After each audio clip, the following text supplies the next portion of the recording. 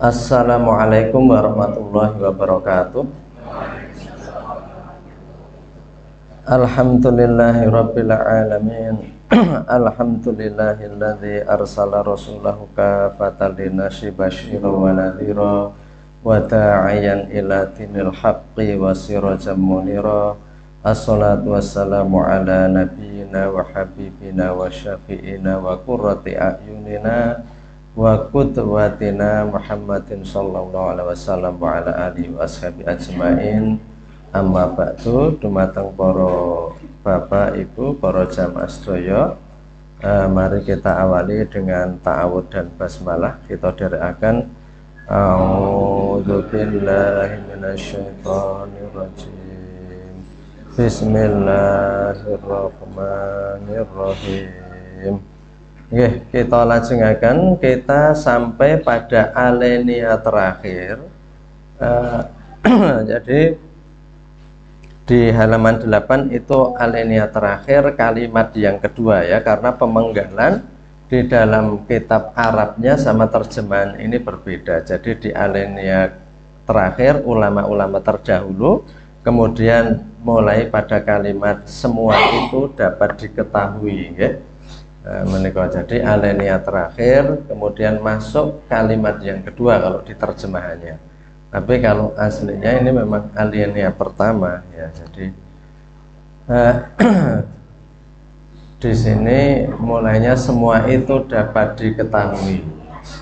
Kita lajengaken wa inna ma yu'rafu dzalika bil kasfi an ahwalihim wa naqli aqwalihim wa hum khamsatun Asy-Syafi'i wa Malik wa Abu Hanifah wa Ahmad bin Hanbal wa Sufyan ats-Tsauri rahimahullahu alaihim. Jadi kemarin sudah kita sampaikan bahwa keutamaan ilmu hakikat itu melebihi atau lebih utama dari ilmu syariat.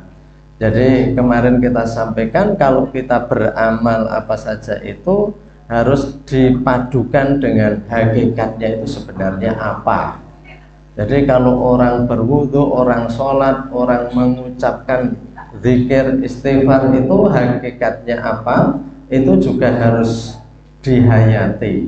Itu lebih utama dari zahir. Jadi ilmu hakikat itu yafdhulu itu lebih utama kemarin di situ.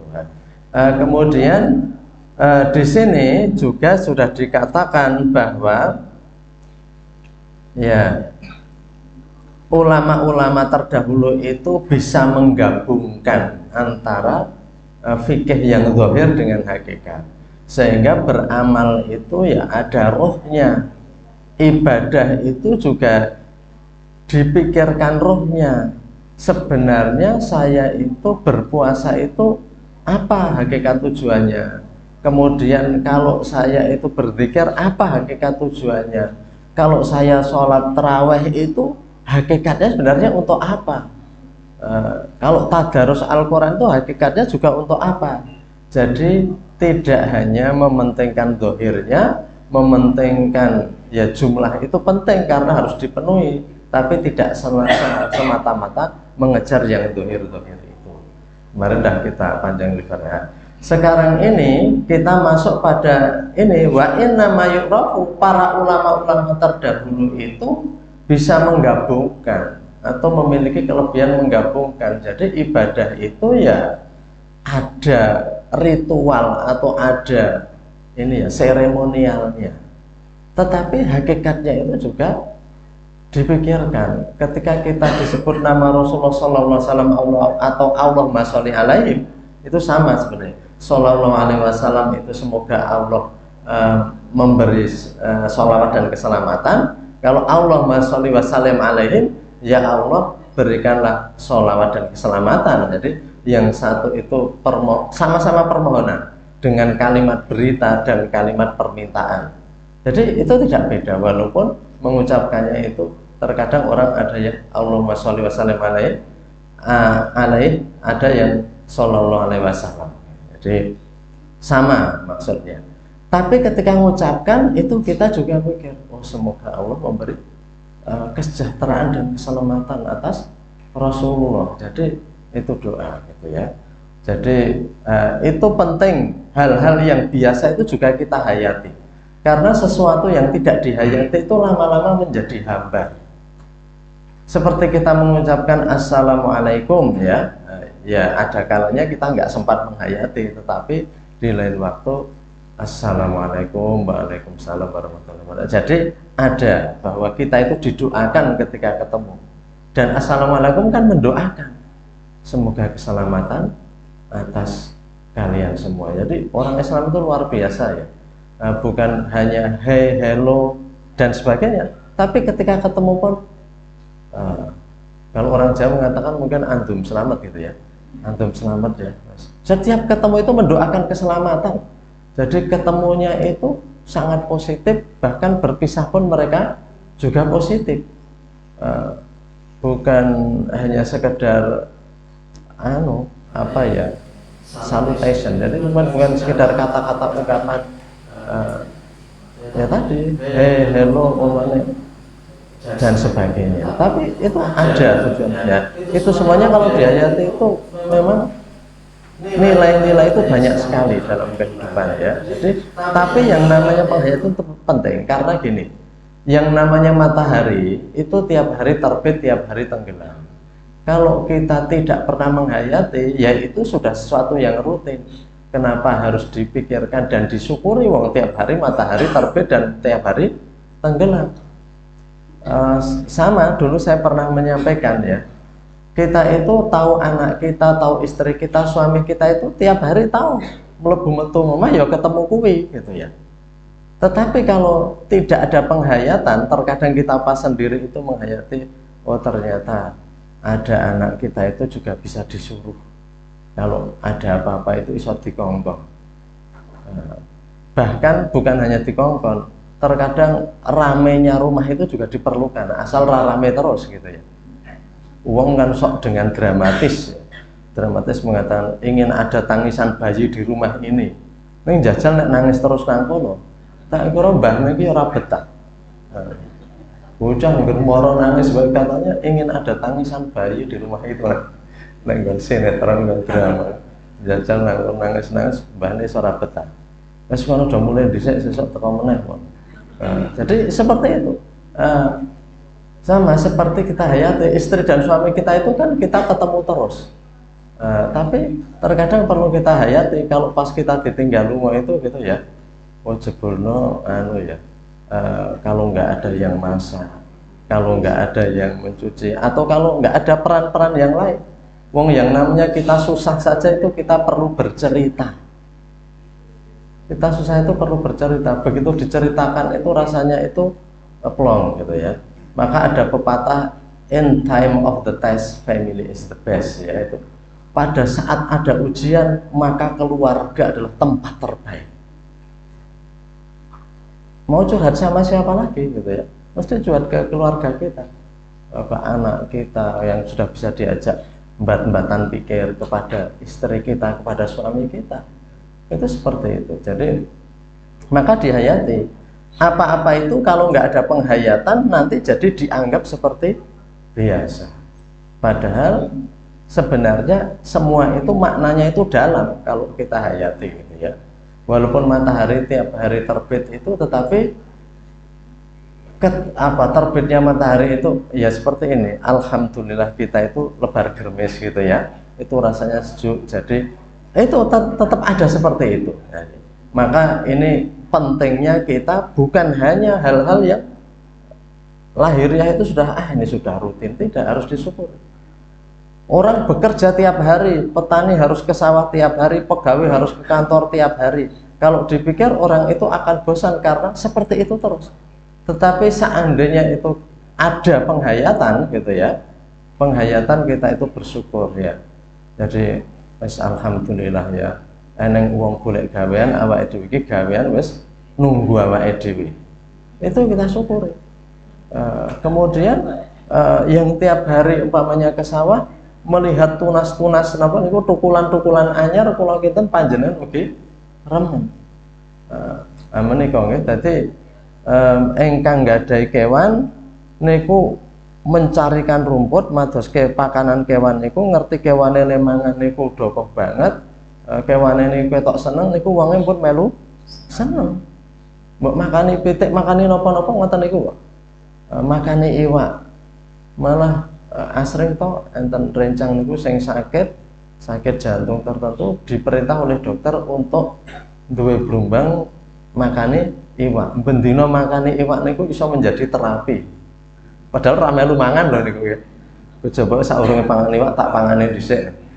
Mboten, hanya melihat ikan makan itu bisa menjadi terapi.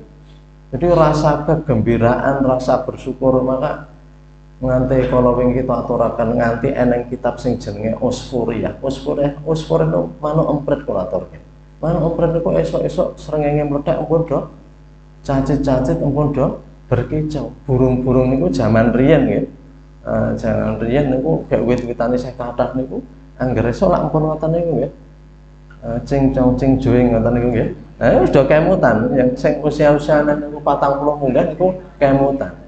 Niku mensyukuri matahari terbit itu, mereka itu melakukan nek jare bahasa Jawa ada selebrasi. Jadi ada selebrasi, ada rasa syukur setiap matahari terbit. Awak dhewe srengenge terbit mboten digatekke ternyata. Mangke nek gak ra panas pirang-pirang dina gek do nggersu. Meme ra garing. Niku gek ngoten niku padahal itu harus disyukuri apa pemberian Allah itu. Ngoten niku. Kula nate niku teng gek sinau niku teng Inggris niku. Anggere niku hari niku cerah ngeten iki. Niku mangke penyiar TV niku wis berbunga-bunga menceritakan this is a nice day, this is sunny day. Ini hari yang menggembirakan, ini hari yang cerah. Ngoten niku. Udah seneng-seneng amargi sehari-hari niku hujan, musim dingin niku hujan salju. Ngoten niku. Dadi matahari niku disyukuri. Ya niku wangsul dumateng kala wae. Jadi biar kita itu berpikir juga ke hakikat. Kalau semua itu sampai hakikat, insya Allah makna-makna yang lebih niku bakal sakit kita pendek.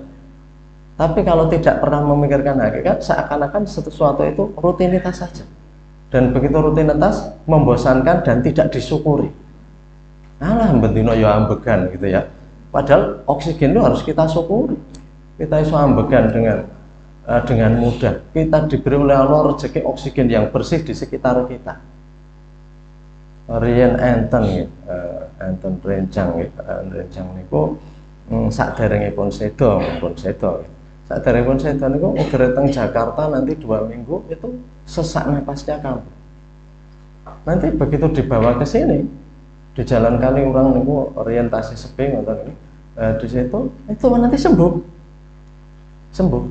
Akhirnya pun niku dikontrakke kalih garwane niku dikontrakke griya teng riku padahal wong Jakarta. Nggih wong asline wong daerah Jawa Tengah ngoten. Dikontrakke teng kerjane teng Jakarta niku dikontrakke griya teng mriki. Suamine malah sing lajur, mergane napa? Hawane niku. Padahal awake dhewe ora ngrasake to niku, ora tuku. Anggap ora eneng rezeki. Padahal niku bernafas dengan mudah niku ngoten. Nah niku kudu disyukuri. Mila saking menika semua pemberian Allah harus kita syukuri. Ya ini yang ulama-ulama yang bisa menggabungkan antara hakikat dan zahir-zahir itu gitu ya. Itu disebutkan di sini wahum khamsatun. Paling boten dari Imam Al-Ghazali itu ada 5 yang disebut Imam Ghazali ya. Di mana Imam Ghazali tentu mengagumi dan berguru kepada beliau. Sinten Asy-Syafi'i, Imam Asy-Syafi'i, wa Malik, Imam Malik, wa Abu Hanifah dan Imam Abu Hanifah, wa Ahmad bin Hambal, Imam Ahmad bin Hambal, wa Sufyan Ats-Tsauri dan Imam Sufyan Ats-Tsauri. Untuk yang terakhir niki teng Indonesia mboten populer. Malah mboten teng Indonesia, teng pundi-pundi negari terkadang mboten populer padahal Imam Sufyan Ats-Tsauri itu juga ulama besar. Maka kalau menurut Imam Ghazali itu mazhab bukan hanya 4 itu, ada mazhab Imam Ats-Tsauri. Jadi niku ada Imam Syafi'i, Imam Malik, Imam Abu Hanifah, Imam Ahmad bin Hambal, Imam Sufyan Ats-Tsauri. Ini para imam mazhab ini berbeda penafsirannya, berbeda pendapat-pendapatnya, tetapi perbedaan itu juga dengan dasar penelaahan ya. Mila saking menika mangke kita saged mafhum bahwa perbedaan pemahaman menika sesuatu yang wajar. Sesuatu yang wajar, mazhab saja niku wonten kathah. Wonten kathah. Dan antara imam mazhab ini mboten mung akrab, wis niku pun kaya sedulur niku. Ingkang saged kepanggih, ingkang saged kepanggih. Mila saking menika terkadang aneh para pengikut mazhab niku iso kerengan antar imam mazhab. Jadi niku amargi kalau mau tidak menghayati sampai pada inti, tidak menghayati sampai pada inti ya. Kalau orang sampai pada inti itu insya Allah ya, maka kita niku saged mafhum. Namun nggih mboten gampil ya kita menuju pada inti sesuatu. Jadi lajeng dipun ngendikaken wa kullu wahidin minhum kana abidan. Nah, ini sifat-sifatnya niki sing abot niki. Para ulama-ulama yang memiliki sifat-sifat, ulama yang disebutkan di sini ini memiliki sifat-sifat yang itu berat, tetapi semestinya kita semuanya juga menuju pada sifat-sifat seperti itu. Karena abidan, seorang abid niku kawula ingkang sae. Abdun itu kawula hamba. Seorang abdi yang bagus, hamba yang baik. Abid itu karena suka ibadah ya, orang yang suka ibadah, abid. Wazahid, dan orang yang zuhud. Wah, saya angel malah zuhud nih makanya kula maca teng mriki kaget. Ket umur 16 tahun Imam Syafi'i rung tau madang wareg. Wah, zuhudnya luar biasa. Karena 16 tahun ya. Awake dhewe ra madang wareg nek serai entuk roh dokter. Awas mboten wareg-wareg jenengan. Wa zahid mangke kita tinggal ya. Wa alim, dan mereka orang yang berilmu. Fi ulumil akhirah, dalam ilmu akhirat, kama kana aliman bi ulumil fiqhi adz-dzahirati. Jadi mereka itu alim dengan ilmu akhirat dan alim juga dengan ilmu fikih yang zahir. Zaman riyen niku kabeh ilmu angger sing ketok-ketok niku gampilipun diwastani fikih. Ilmu carane napa fikih. Mula nek nggen Islam ilmu ekonomi niku jane ilmu fikih asline. Ilmu ekonomi niku iktisad. Iktisad niku bagian dari fikih khusus babagan dol tinuku. Maka lahirlah ilmu muamalah, ilmu ekonomi. Nek dalam ilmu barat, ilmu ekonomi itu ilmu tersendiri. Mboten lahir saking ilmu fikih. Nek Islam niku ilmu fikih maka lahir ke ilmu politik. Asalnya saka fikih niku. Fikih maka ngurusi fikih niku siasah. Dadine fikih siasah, dadi ilmu politik. Nonton fikih tentang hubungan internasional, hubungan peperangan, perjanjian antar negara zaman Nabi nggih senten niku. Niku jenenge fikih Asia antar negara. Jadi ini saat ini hukum internasional ngaten niku. Dadi fikih niku zaman riyen anggaran ahli fikih niku ahli ilmu macam-macam. Ilmu zahir ya. Ilmu zahir. Jadi mila saking menika fikih jangan dipahami niku babagan wudu, babagan sholat, babagan mboten. Fikih luas sekali niku. Fikih luas sekali. Mila ulama memahami fikih niku mangke Imam Hanafi niku sejak mulai wong do menikah priye carane, tiyang niku mengobati priye carane nganti mangke tentang dol tinuku piye carane. Ngono kan kitab fikih niku lak luas banget. Mergane zaman riyen niku fikih. Ilmu ekonomi asalnya saking fikih. Jadi makanya jur muncul kajian-kajian ini jadi ilmu warni-warni. Kita tahu wa aliman, dan beliau itu alim mengetahui ilmu bi ulumil fikih, dengan ilmu fikih yang zahir ya. Ilmu kama aliman fi ulumil akhirati kama kana aliman bi ulumil fikih, dalam ilmu akhirat ya. Juga dalam ilmu fikih yang zahir. Alladzi yata'allaqu bi masalihil khalqi, yang itu berhubungan dengan kemaslahatan khalqun, semua ciptaan. Jadi sing jenenge masalah ilmu lingkungan hidup awalnya nggih fikih. Fikih napa? Misalnya ngeten iki nggih. Dilarang wong niku sewiyah-wiyah nggunakake toya. Dilarang sewiyah-wiyah negori wit nek ra enek gunane. Niku para ahli fikih niku sampun duweni ketentuan. Ojo bangun omah nang sempadan kali. Ini boleh wedi gangster ngoten niku lho. Nyur dadeke zaman riyen pun udah dibahas para ulama niku. Malah zaman riyen niku enten kok. Mboten mung para ulama niku tahu berlaku zaman kekhalifahan Islam riyen. Wong nek bangun omah tingkat niku kudu izin karo sampinge. Kathah niku sebabe srengenge iso terhalangi. Srengenge lah hak setiap orang. Jenengan niku bangun niku marake srengenge mboten nyinari nggen kula. Minimal jam sekian sampai jam sekian. Nah, mula zaman riyen niku kudu izin karo tangga. Ngoten niku nggih. Anjur napa malih? Mangke nek omah niku tingkat niku, omah niku tingkat eneng cendela iso nginjen omah sampinge. Riko kamar tidur buka jendelane iso ketok saking dhuwur niku. Mula kudu izin. Kula ajeng bangun omah tingkat niku enten jendelane. Mangke menghadap mriki. Zaman riyen para ulama niku lembas terkadang wis ngluwihi detail timbang tiyang sakniki lho. Ming margane awake dhewe mboten ngertos.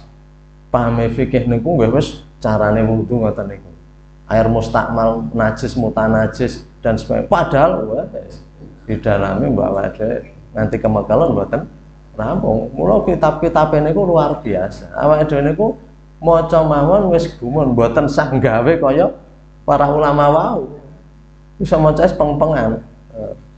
Niku mula saking hebate para ulama zaman dulu. Pilih hebat nek wong-wonge mangke kita sebutke sifate ngoten niku nggih.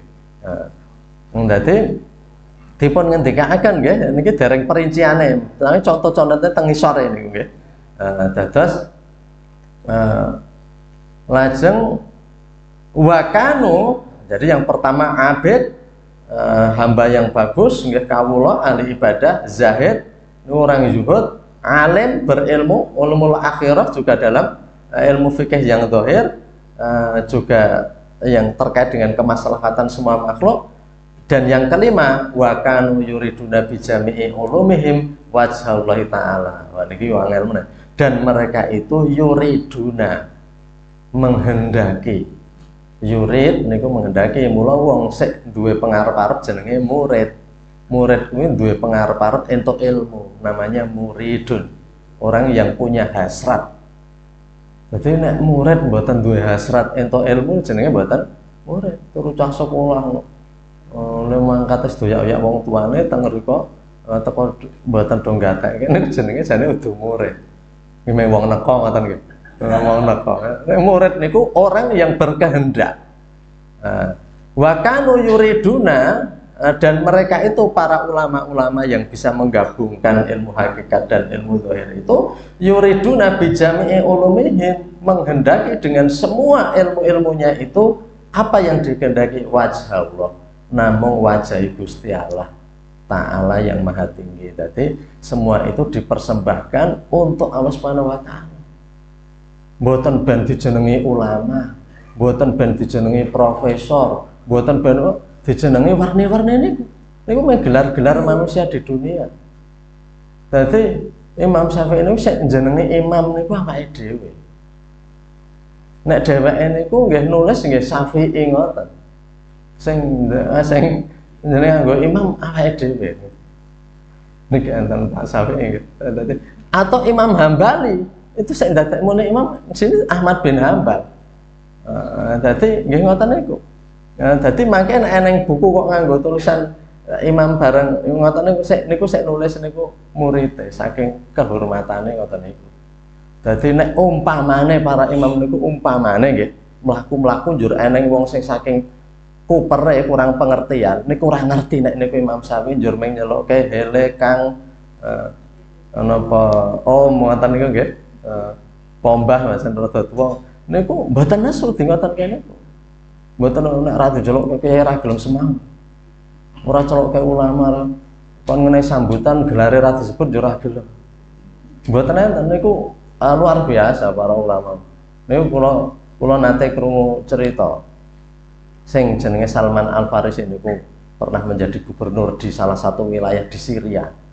Niku pas mlaku-mlaku liwat pasar niku dicelukke kalih ibu-ibu. Pak niku tolong diangkatke niki kon gawakno barang.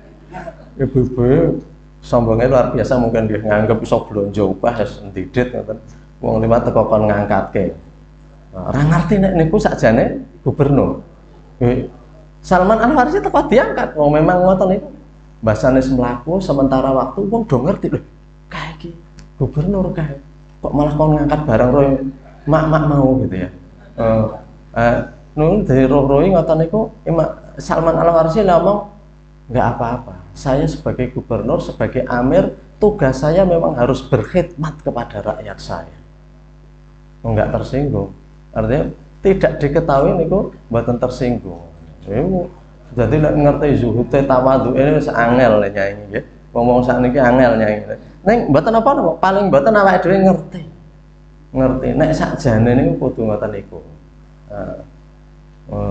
Disebut ustaz, sebut kiai, sebutan wong kabeh. Teng akhirat serang sebutan mboten.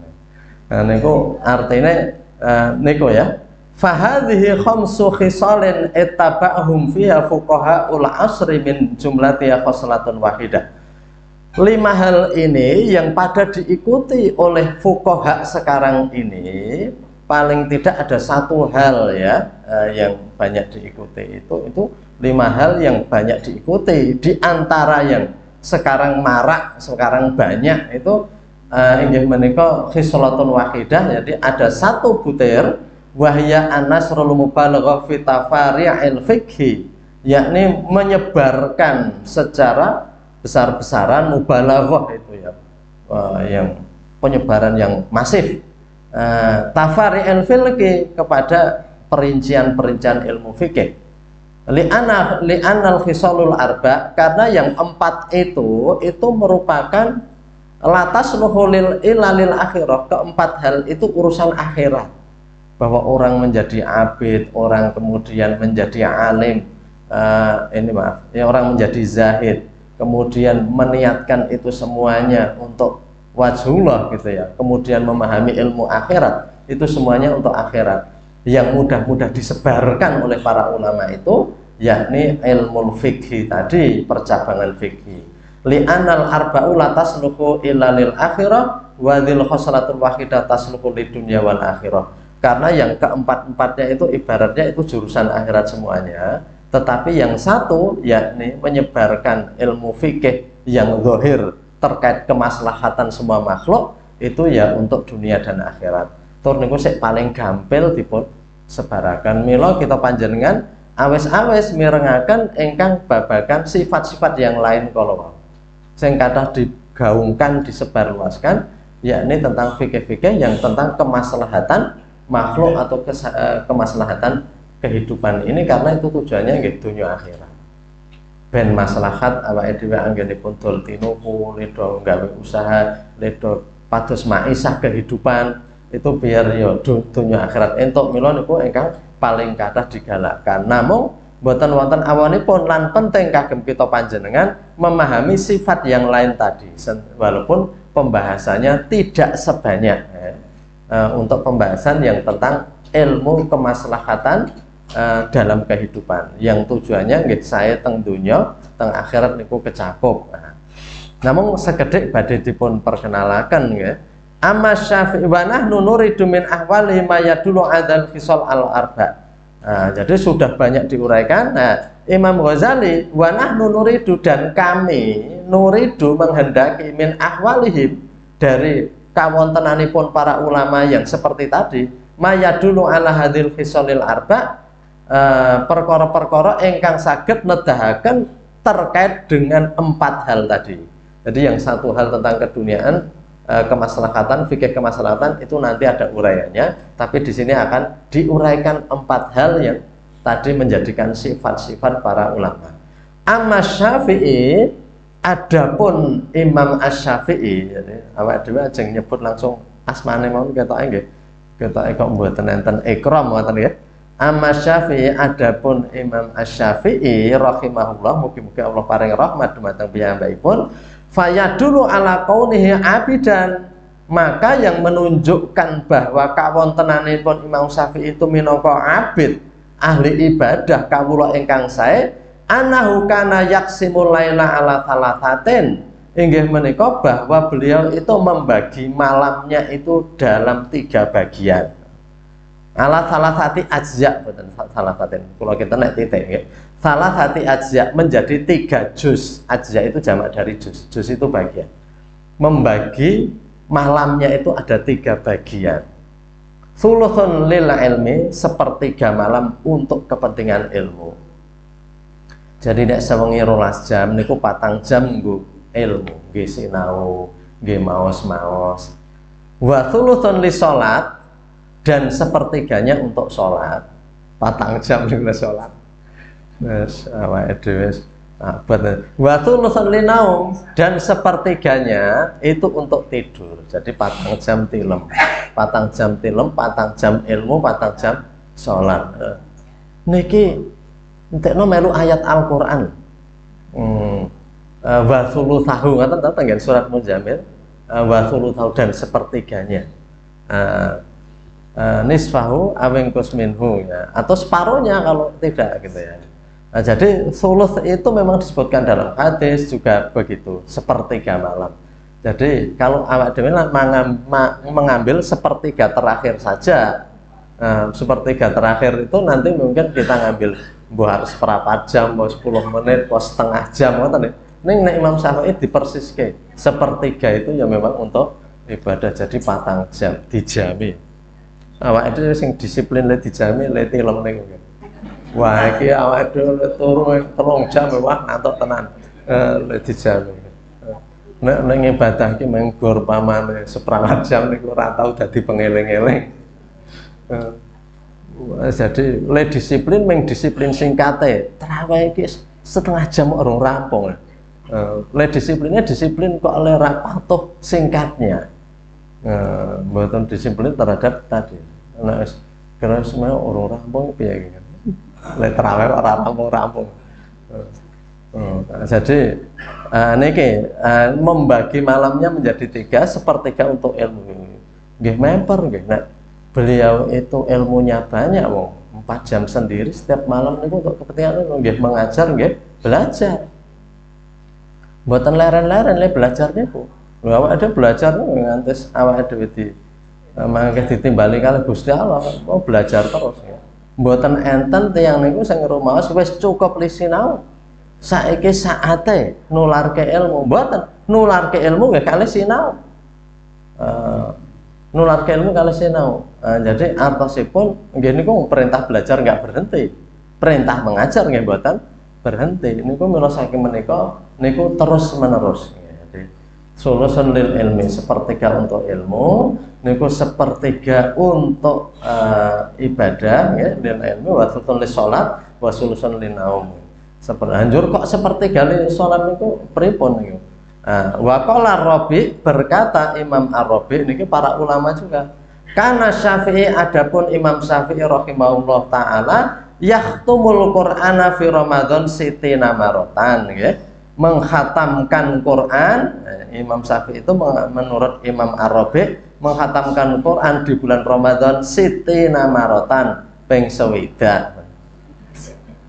Awal dhewe diangkat sak desa niku katam pisan ya, sak desa. Katam pisan mangke le kataman sing go ingkung sego gurih disyukuri le kataman, padahal niku Imam Syafi'i ping 60. Kok iso ping 60 pripun? Niki amargi anggenipun salat Imam Syafi'i niku nggih mboten tiru biasane tiyang.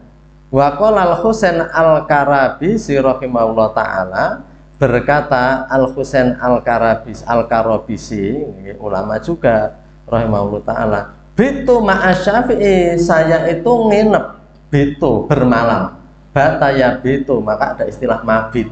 Mabit itu nginep, mabit pirang dino, mabit di Muzdalifah. Nek wong kaji kan mabit di Muzdalifah, nek gandeng sakniki Muzdalifah wis meh sambung.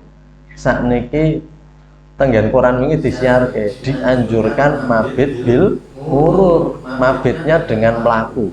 Amargi wis ora iso nek mandeg teng teku kabeh sebutan cukup. Jadi ya nek mabit mandeg sedhile tetep nang dhuwur bis, mangke njur gremet-gremet bisa mlaku. Nek ajeng do medun njur do teng riku klekaran sedelet. Niku pun mboten iso. Niku riyen kula saged niku kaji sing pertama ning riyen lak nganu nggih. Ming haji mandiri ya saka Inggris riyen niku gawe kemah dhewe niku malah mlaku saking Arafah niku mangke teng pundi niku teng Muzdalifah mameng do linggo-linggo riyen wong nggih golek kalau nggih jan mlaku saking ngono nggih. Mulai mlaku mboten tekno niku kuat mboten tekno nggo bis niku macete luar biasa, malah cepet mlaku akhirnya nggih mlaku. Jadi niku sakniki kata sing mabit bil murur, menginap sambil jalan. Mabit ya niku saking kaji nggih. Jadi mabit bitu ma'asyafi'i, jadi dikatakan oleh Imam Karobisi ini bitu ma'asyafi'i, saya nginep ya, bitu itu ma'asyafi'i berarti saya nginep bersama Imam Syafi'i di suatu perjalanan atau di rumahnya ghaira maroten rameng pisan. Aku ki turu bareng Imam Syafi'i rameng pisan. Fakana yusolli nahwan min thuluthil lail, dan dia itu biasanya beliau sholat itu sepertiga malam. Fima ra'aituhu yazidu ala khamsi ayat, dan apa yang saya lihat yazidu ala khamsina ayat, dalam satu rakaat itu terkadang 50 ayat. Udahlah wa edwe non wal qalam bama yasturun wis cukup ana. Niku wis niki khamsina ayat. Niki nek ada juz amat digabung-gabung pira kayak kempot ayat 50. Fa idza aktsara fami'atun la yamuru ala ayatin. Kalau dia ingin lebih banyak maka sampai 100. Nah ayake kepengin rada suwe ngoten niku ya 100 diangkat ngoten nggih. 100 ayat niku. La yamuru ala ayatin, tidak melewati ayat tentang rahmat, la ayati rahmatillah, amin ala ayati rahmatin. Dia tidak akan melewatkan ayat tentang rahmat illa sa'alallah ta'ala li nafsi wa li jami'il mu'minina, kecuali dia itu berhenti sebentar lajeng meminta kepada Allah agar diberi rahmat. Ayat tentang rahmat mandheg riyen mugi-mugi diparingi rahmat piyambakipun saha tiyang-tiyang Islam. Wala bi ayatin adab, dan tidak melewati ayat tentang adab illa ta'udzu min, kecuali kemudian berlindung dari azab itu, wa sa'alallah ta'ala an-najata, dan memohon kepada Allah keselamatan li nafsi wa li jami'il muslimin, bagi dirinya dan bagi orang-orang mukmin. Waqti sorhu ala khamsina ayat, dan yang sependek-pendeknya iktisor ala khamsina ayat, yakni 50 ayat saja. Kalau beliau ingin singkat itu 50 ayat, tapi bukan lalu cepat. Ya dulu ala tabakhurihi fi asraril Quran, yang itu menunjukkan ala tabakhur. Tabakhur itu, bahrun itu samudra. Tabakhur itu artinya betul-betul menyelami. Asrofi asraril Quran, rahasia-rahasia. Jadi nek beliau itu le maca 50 ayat niku tekno arti mat-matke tenan, dihayati tenan. Wes niki armile sing 50 pas sing 100 kabeh abot nggih. Sing 100 wau nggih, setiap ayat rahmat direnungkan, ayat adab ya berlindung. Nek sing 50 niku mat-matan tenan, dihayati isine. Cara awake dhewe mungkin bablas ngantuk. Kok meneng wae penghayatannya terlalu dalam. Alias ngantuk. Ya nek jemuan le menyimak khotib luar biasa nganti anteng tenan ya. Jemuan ngantuk saking manggut-manggut ternyata niku napa tekno amargi saking ngantuk Jumatan niku awake dhewe kadang saking anu ngoten niku. Niki 50 ayat niki sing jenenge ngabit niku ngoten niku. Wes masyaallah niku abot tenan nggih. Ha niki paling mboten nggih. Paling mboten kita panjenengan niku ngertos betapa jauhnya tingkatan sehingga kita itu punya rasa oh kula niku tasih sekedhik. Niku sing dipenting ngoten niku. Murid itu paling hebat kalau dia sudah tahu betapa sedikitnya ilmu saya. Ya, itu kita mulai menyadari betapa lemahnya saya itu, seorang hamba mulai menyadari. Mergane raja-raja di dunia yang merasa hebat, merasa besar itu kan belum menyadari betapa lemahnya dirinya. Karena apa-apa bisa dia perintahkan, tentara bisa dikerahkan, anggaran bisa dikucurkan. Ibaratnya apa wae sing dikarepke iso. Nah, tapi kalau kemudian seorang pemimpin itu iso nangis gugruk ibaratnya gitu ya, seperti Umar bin Khattab ya, yang saya katakan dulu nang ngarep tempat sampah njur nangis gitu ya, itu baru mulai jadi pemimpin hebat. Padahal Umar bin Khattab itu masuk dalam 100 tokoh paling berpengaruh di dunia. Ya nomor satu Nabi Muhammad, tapi Umar bin Khattab juga masuk, yang ditulis oleh ahli sejarah Amerika. Itu bisa pemimpin bisa nangis gugruk di depan tempat sampah karena menghayati betapa kehidupan dunia itu seperti itu. Kalau nggak hati-hati, itu ya mulai sadar. Kalau ada murid mengatakan, Pak Guru jebule sing diajari tentang sekolah sekedik sangat ya Pak Guru. Ternyata buku-buku ini kalau mengulas, ya itu murid yang mulai tahu diri. Wis diajari nang kelas wis awak wis dikorteng-korteng jame terus sok kosong barang, murid wis puas ya. Niku ya murid yang nggak tahu betapa luasnya ilmu. Betapa luasnya ilmu ya. Ini itu seperti itu. Paling boten kita panjenengan rumaos ya. Betapa jauhnya kita. Itu penting kan.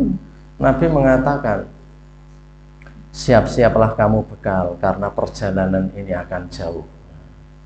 Kalau boten apal teks hadisnya, tapi kurang lebih kan begitu. Bersiaplah kamu bekal karena perjalanan ini akan jauh. Perjalanan ke akhirat itu perjalanan yang jauh. Kalau bekal kita nggak cukup, awake dhewe niku iso kentekan bekal awake dhewe. Kalau ben kita sampun ngaturaken tentang muflis, orang yang bangkrut, yang sampai pada saat pembagian pahalanya digunggung jebule entek. Karena mau digunggung wis tok nggo jajan nang kono, wis tok ngono. Kowe malah utang ya saiki ngono.